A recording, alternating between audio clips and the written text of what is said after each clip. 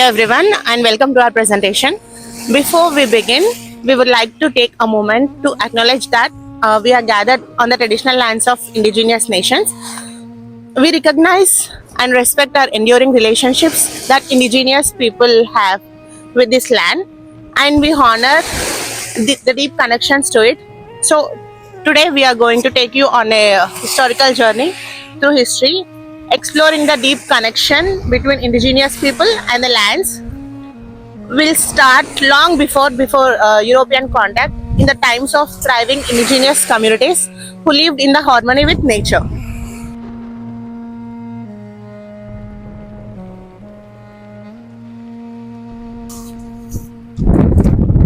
Here, beside this river, we can see the vast natural beauty that indigenous people have always respected and relied upon.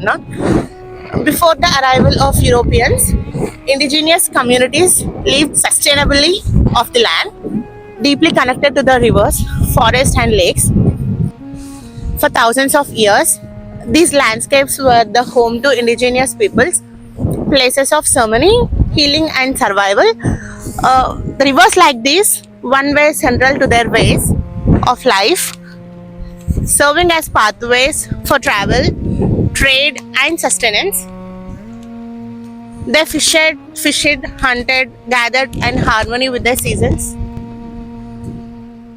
The stories and wisdom of indigenous peoples are often passed down through generations, reflected in the art, oral traditions, and spiritual practices. These communities had a strong understanding of the lands, using resources in a way that preserved and respected nature. But these peaceful ways of life would soon be disrupted. Colonization, treaties, and forced assimilations through residential schools would forever change these ancient ways. However, the spirit of resilience and connections to the land remains strong in indigenous communities today. When European settlers arrived, everything changed for indigenous peoples. At first, there was trade, furs, food, and goods were exchanged. But over time, settlers started claiming land, and indigenous ways of life were disputed. To deal with land sharing, the British and later Canadian government created treaties.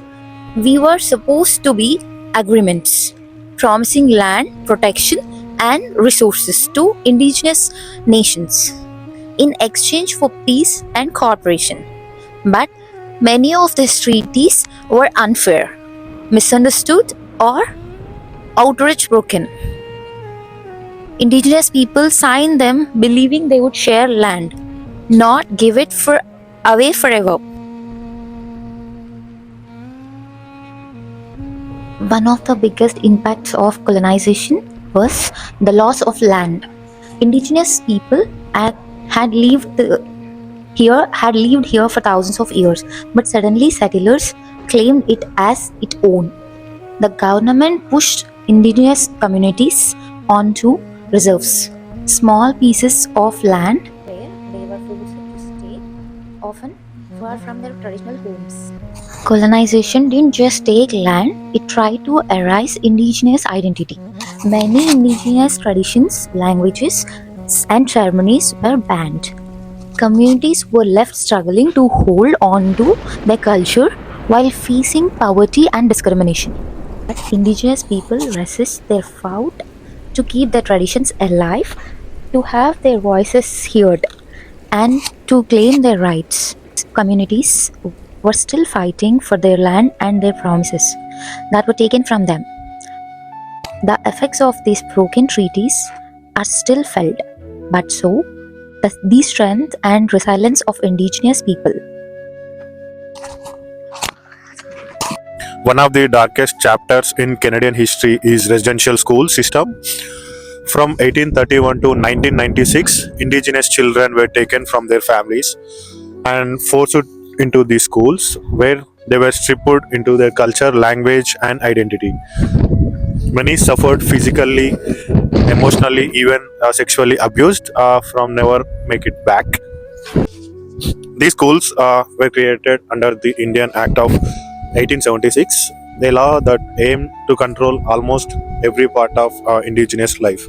The goal was accumulation to erase indigenous culture and force it to children adopted in European ways, speaking their own language or practicing their tradition were punished. Many children isolated, lonely, and traumatized. I want to share a one residential school survival story. Her name is Rita Wachastan. She is the survival of Rivertal Residential School. Was just 6 year old. She was taken from the family. She suffered emotionally and mistreatment at the school and stayed away from the family many years. In the 1970, she found by overcoming anger and addiction. Rita became a teacher of culture and traditional by sharing her story with the children. She tells a story to the children to remember about her the past and to show how recovery will be possible. The impact of these schools, it didn't just ended when they closed. Survivor carry this pain and it affected their families, the generation. This is called intergenerational trauma. The effect of this experience to their children and their grandchildren. Today we remember the children who never made to the home, all of the survivors who carried these stories, and the communities working to reclaim their languages, cultures, and traditions.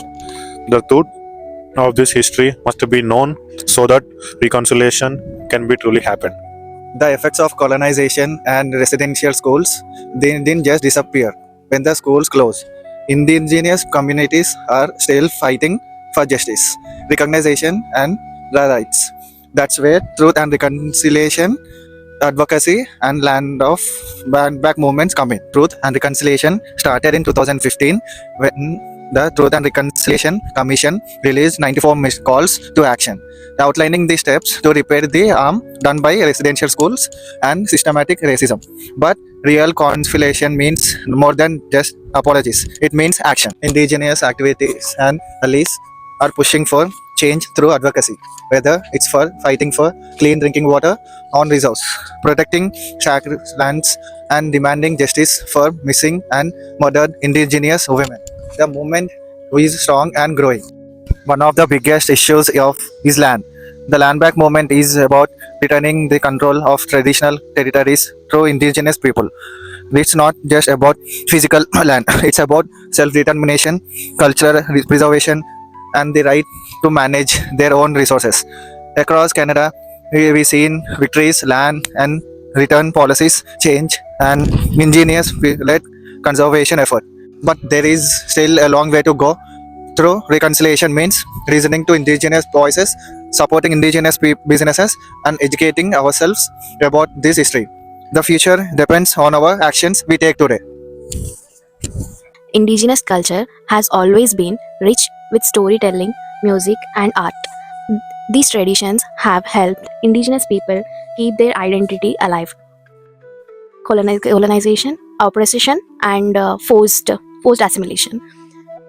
Today, indigenous artists, musicians, and writers reclaimed their own rights and shared their story with the world.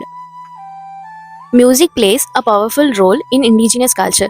Artists like Dutcher, who blends the traditional music into classical music, or a tribe called a tribe, who makes electronic piano sounds with, are keeping indigenous alive and in modern culture. Their music speaks about regionalization, history, and identity.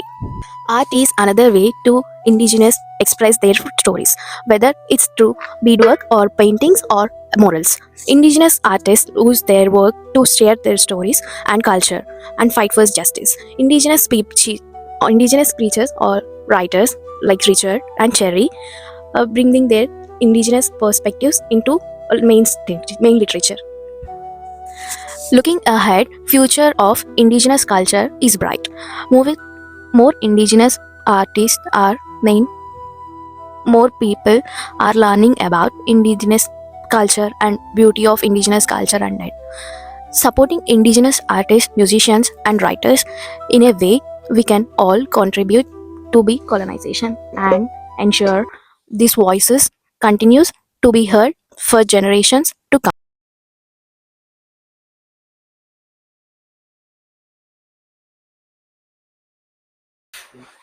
Thank you. Thank you.